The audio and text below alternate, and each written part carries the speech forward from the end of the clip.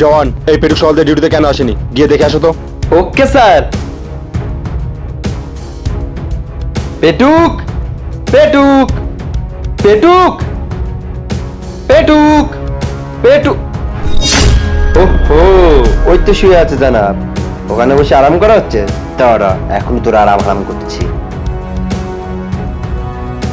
পেটুক, পেটুক। না, এইভাবে উঠবে না, আমায় কিছু একটা করতেই হবে।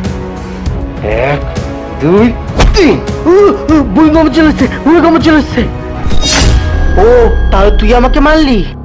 মেজা স্যার তোকে ডেকে পাঠিয়েছে। চল যা, এখন আমার আরাম করার টাইম। ঠিক আছে, না গেলে না যা।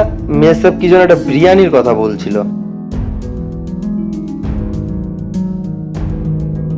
স্যার পেটু।